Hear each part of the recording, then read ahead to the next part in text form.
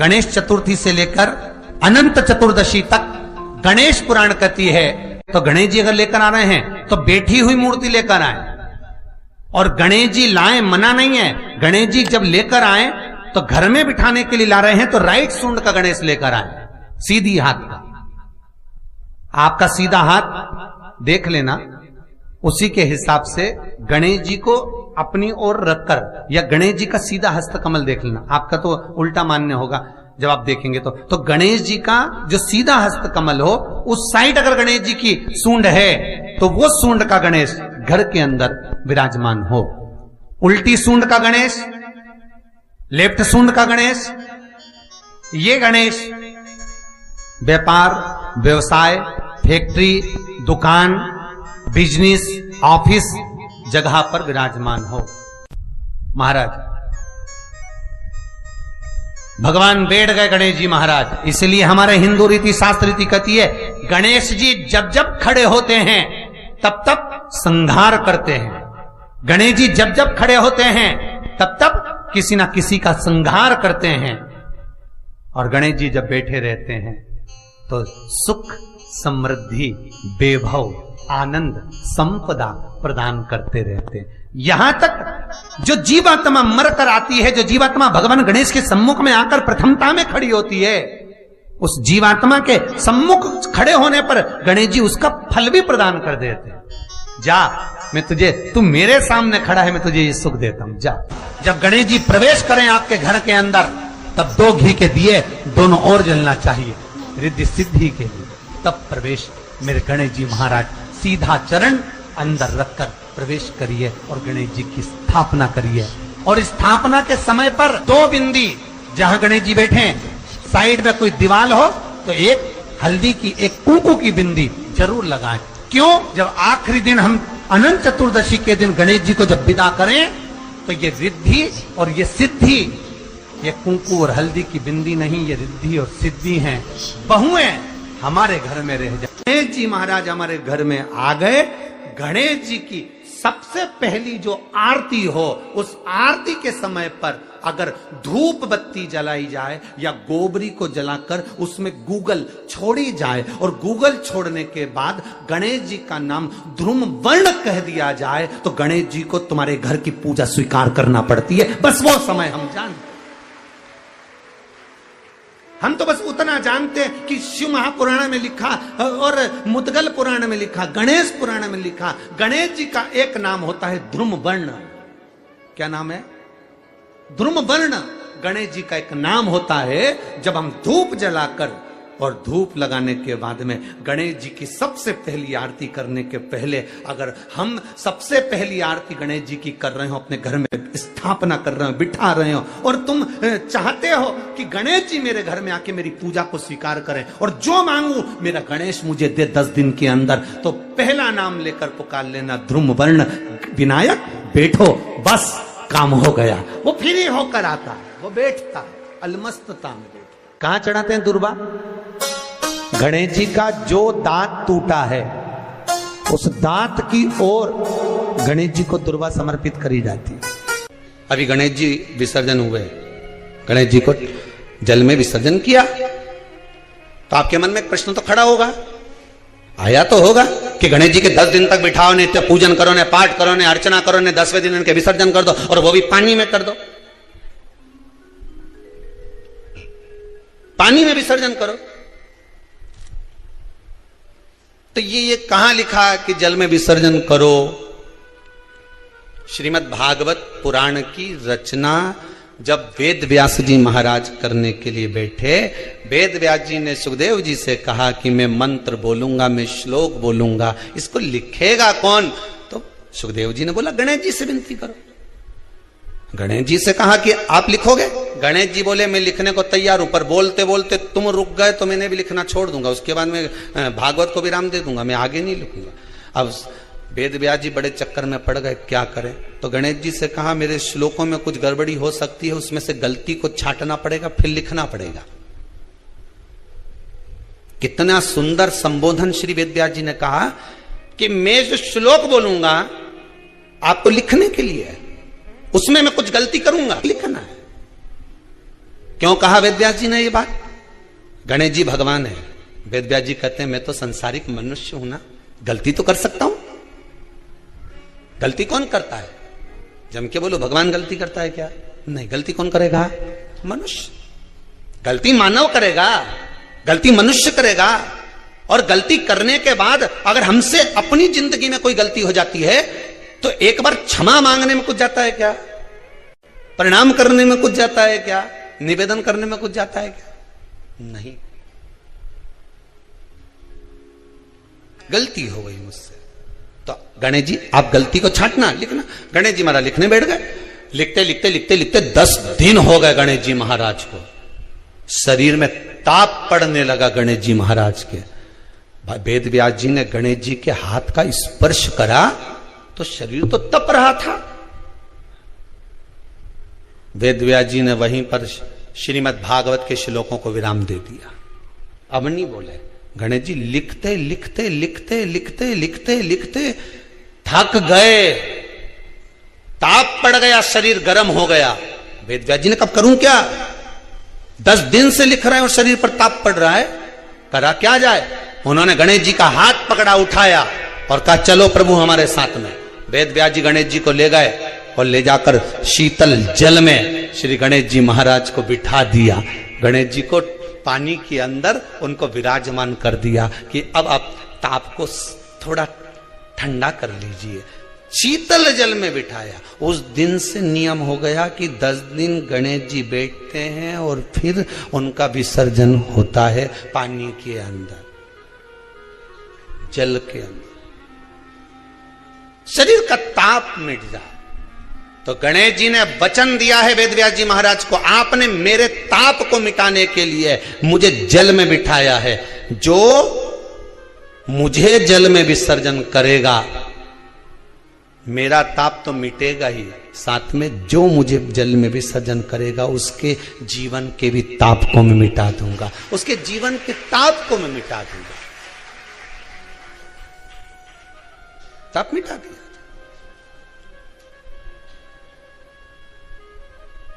पर करो गणेश जी का विसर्जन, मना नहीं है वो, पर अच्छे से करो रे हो। अब मैं छोरा छोरियों तो निशाना लगा है, वो हमारा गणेश जी जई दिया, वो हमारा सबसे आगे पहुंचा तो इधर वाला ने इधर से फेंका, हो गया। ये हमारे धर्म की हंसी उड़ा रहे हैं। शिव को और गणेश को बेलपत्र शमीपत्र समर्पित होता है। आपको कथा में वर्णन किया था 33 कोटि देवताओं को भले बेलपत्र नहीं चढ़ेगा पर 33 कोटि देवताओं को शमीपत्र चढ़ता है। और उसमें एक गणेश जी महाराज और एक बाबा भोलेनाथ, इन दोनों को शमी समर्पित होता है। कथा में पहले भी वर्णन किया, आज फिर आपको समझ लेना बहुत अच्छे से। जो आपको करना है रिद्धि सिद्धि पाने के लिए, संपदा को बढ़ाने के लिए। शिव महापुराण की कथा कहती है और गणेश चरित्र अपन श्रवण कर रहे हैं, जिसके घर में संपदा की कमी पड़ती हो, बीमारियां ज्यादा फैल रही हो, बहुत कष्ट हो महाराज, बहुत ज्यादा दुखी हो महाराज, कोई काम नहीं बन रहा, बहुत तकलीफ में हो, तो शमी पत्र, शमी की पत्ती, जहां गणेश जी का स्थान है वहां पर 5 शमी पत्र 5 समर्पित करें और शंकर जी के ऊपर 3 शमी पत्र समर्पित करें। बहुत ध्यान देना, 5 शमी पत्र जहां गणेश जी का स्थान है शिवलिंग में वहां समर्पित करें, 3 शमी पत्र शिवलिंग के ऊपर समर्पित करें।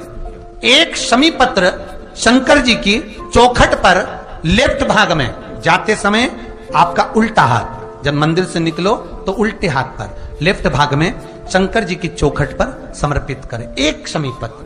और महाराज घी का दिया जहां लेफ्ट भाग में आपने शमी पत्र रखा है, मंदिर में ना दिया लगाकर बाहर की ओर जहां शमी पत्र रखा है उसके ठीक साइड में एक घी का दिया लगा दीजिए।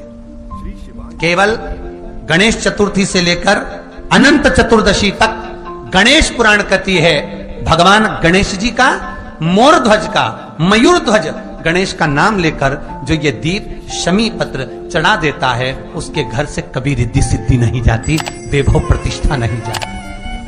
कर देखना, अगले साल तक आपका व्यापार कितना चलता है हमको बताना जरूर, करके देखो एक बार। गणेश पुराण का, शिव महापुराण का यह प्रसंग करिए, जीवन में उतारिए। चतुर्थी से लेकर अनंत चतुर्दशी तक गणेश जी का मूल स्थान।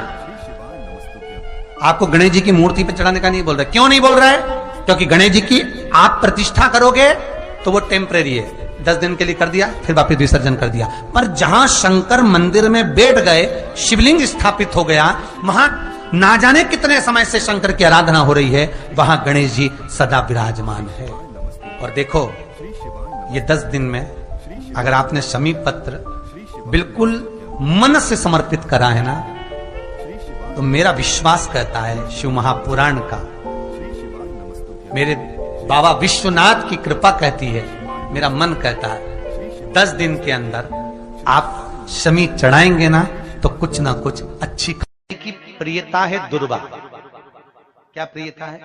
दुर्वा। कितनी दुर्वा गणेश जी को समर्पित करी जाती है? मात्र 5। कितनी?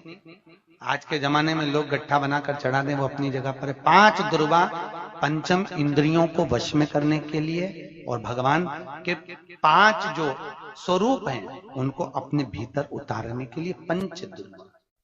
और दुर्वा में भी 3 गांठ। जब दुर्वा समर्पित करी जाती है तो उसमें नीचे दुर्वा की डंडी पर गांठ रहती है, 3 छोटी छोटी गांठें होना चाहिए। कितनी गांठ? जो भगवान को समर्पित करी जाए। जिस अमृत के बूंद से प्रकट हुआ है पान का पत्ता। 33 करोड़ देवताओं के पूजन में, पाठ में, अर्चना में ये अमृत का पत्ता काम आएगा। जिस जल के पात्र में यह पत्ता रखा रहेगा वो जल क्षीर सागर के अमृत तुल्य हो जाएगा। क्षीर सागर के अमृत तुल्य। तुझे प्रथम गिनती में गिनाता हूं, देवताओं का आधिपत्य तुझे प्रदान करता हूं। सारे देवों में तू प्रथम गिनती में गिना जाएगा, प्रथम पूज्य माना जाएगा। बस शंकर भगवान ने वर दिया, थोड़ी देर बाद कार्तिकेय महाराज आ गए। कौन आए? जम के बोलो जरा। कार्तिकेय। और कार्तिकेय जी आए और आकर बोले, पिताजी दंडवत करा, प्रणाम करा, साष्टांग करा, मैं परिक्रमा कर कर आ गया। मैंने परिक्रमा करा। अब इधर तो देवता सब, सारे देवता मिलकर अक्षत छोड़ रहे गणेश जी के ऊपर, स्वस्ति वाचन हो रहा, लोग प्रणाम कर रहे, नमन कर रहे, लोग आवाज लगा रहे, श्री गणेश जी महाराज की। अब सारी दुनिया में आवाज लग रही गणेश जी। तो कार्तिकेय ने पूछा, माँ ये गणेश जी का जय घोष क्यों हो रहा है? गणेश जी के जयकारे क्यों हो रहे हैं? गणेश जी के लिए इतना जय घोष? तो माता पार्वती ने भगवान शंकर के शब्दों को कार्तिकेय को सुनाया। कार्तिकेय रो पड़े, माँ मैं परिक्रमा कर कर आया, गणेश जी ने केवल आपकी परिक्रमा लगा ली, आपने उसको प्रथम गिनती में मान लिया। माँ उसने बुद्धि का परिचय दिया और मैंने कर्म का परिचय दिया। बुद्धि का परिचय, कर्म का परिचय।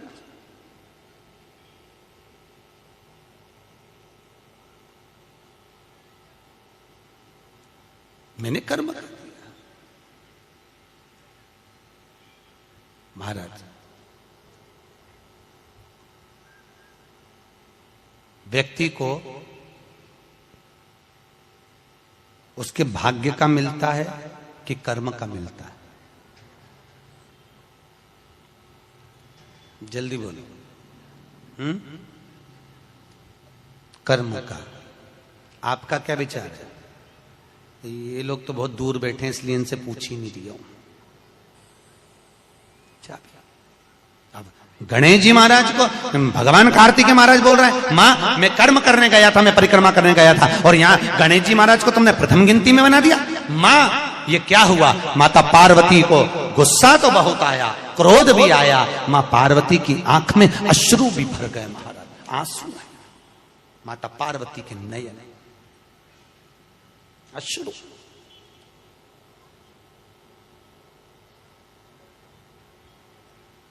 मां खड़ी हो गई।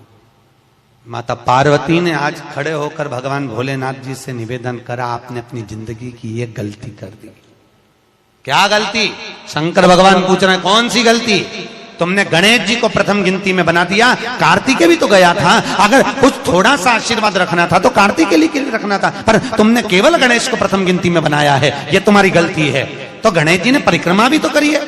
माता पार्वती खड़े होकर शंकर भगवान से बोली, भोलेनाथ मैंने अपनी जिंदगी में आपसे कभी कुछ नहीं मांगा, पर आज तुम्हारी यह पार्वती तुमसे एक वर चाहती है। शंकर भगवान ने कहा, मांग, तुझे क्या चाहिए? पार्वती कहती है, आज के बाद तुम्हारी कभी पूर्ण परिक्रमा ना लगे, आज के बाद तुम्हारी कभी पूर्ण प्रदक्षिणा ना हो, पूर्ण नहीं होना चाहिए। कौन ने मांगा? जम के बोलो, पार्वती।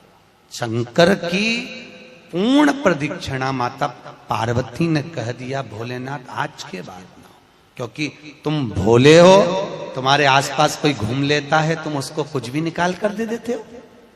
बहुत ध्यान देना, उल्टी सूंड के गणेश बहुत कम बनते हैं। क्यों कम बनते हैं? इसका शास्त्रीय प्रमाण है। कभी किसी मूर्तिकार के पास जाना और मूर्तिकार के पास जाकर पूछना, भैया तुम उल्टी सूंड का गणेश क्यों नहीं बनाते? जितने भी बनते सीधी सूंड के बनते। कभी पूछना उससे, वो बताएगा कि उल्टी सूंड के अगर गणेश जी बनाए, 50 गणेश जी अगर उल्टी सूंड के बनाए हैं तो उसमें से कम 30 गणेश जी अपने आप टूट जाते हैं या बिगड़ जाते हैं। ये शास्त्र रीति है। उल्टी सूंड का गणेश बहुत कम पक पाता है या मिट्टी का बन पाता है। और यदि आपने अपने हाथों से भी उल्टी सूंड का गणेश मिट्टी का बनाया तो 10 दिन पूजन करोगे, 10 दिन के अंदर वो मूर्ति, वो सूंड, वो गणेश जी चटक जाएंगे। उल्टी सूंड का गणेश टिकता ही नहीं है, वो बीच में से खंडित हो ही जाएगा। तो आप देखना, उल्टी सूंड का गणेश जी लोगे तो कहीं ना कहीं हाथ नबा होगा, कहीं पांव नबा होगा, कहीं पीठ नबी होगी, कहीं कुछ खंडित होगा, कुछ ना कुछ उसमें मिस्टेक मिलेगी ही, यह पक्का है। और ना मानो तो आपके नगर में भी जाकर देखो, आप तो गणेश जी लेने जाओगे ना तो विचार करना, शिव कथा सुन रहे हो कि गलत है कि सही, आप देखना जाए। सीधी सूंड के गणेश जी देखोगे तो खंडित कम मिलेंगे, पर उल्टी सूंड का अगर गणेश जी ढूंढोगे तो कहीं हाथ की उंगली, कहीं पांव, कहीं पीठ, कहीं कमर, कुछ ना कुछ उसमें कमी मिलेगी ही, ये पक्का। शिव महापुराण कहती है, गणेश पुराण कहती है, क्योंकि सीधी सूंड के गणेश जी को मनाने के लिए महाराज मंत्र की 50 माला करना पड़ती है। तो समझ लो उल्टी सूंड के गणेश जी को मनाने के लिए मात्र 5 माला में भगवान गणेश प्रसन्न हो जाते हैं, अर्थात उल्टी सूंड का गणेश शीघ्र प्रसन्न होता है। इसलिए हमारे हिंदू धर्म में 2 तरह के गणेश जी का प्रमाण कहा जाता है, एक राइट सूंड के गणेश, एक लेफ्ट सूंड के गणेश। राइट सूंड का गणेश रखा जाता है तो लक्ष्मी आती है पर टिकती नहीं है, इसलिए घर में सीधी सूंड का गणेश, और दुकान, व्यापार, व्यवसाय में, ऑफिस में उल्टी सूंड का 2 गणेश। तो इसका मतलब ये थोड़ी ना कि तुम्हारे घर में गणेश जी बैठा तो तुम उठा के बदल लिया, यहां कहां दिया, यहां कहां दिया। अब रखे रहने, हमेशा याद रखो, गणेश चतुर्थी के बाद अनंत चतुर्दशी पर जब गणेश जी का विसर्जन करते हैं तो गणेश जी की 2 धर्म पत्नियां, वैसे तो गणेश जी की कुल मिला के 5 पत्नी, कितनी है? गणेश जी की 5 पत्नी, पहली श्री, दूसरी तुष्टि, तीसरी पुष्टि, चौथी रिद्धि और 5वीं सिद्धि। ये व्यक्ति के नाम के आगे जो लिखा रहता ना, श्रीमान, ये श्री संबोधन कहां से आया? और एक पीछे लिखते हैं, जैसे नाम के आगे लिखते हैं श्री और पीछे लगाते हैं जा में ई की मात्रा जी, लिखते हैं कि इधर नहीं लिखते? लिखते हैं, श्रीमान अग्नि प्रसाद जी, श्रीमान बद्री प्रसाद जी। गणेश जी लाते हो भादो महीने में, तो विसर्जन करो, तो विसर्जन के समय पर 2 बिंदी, एक कंकु की, एक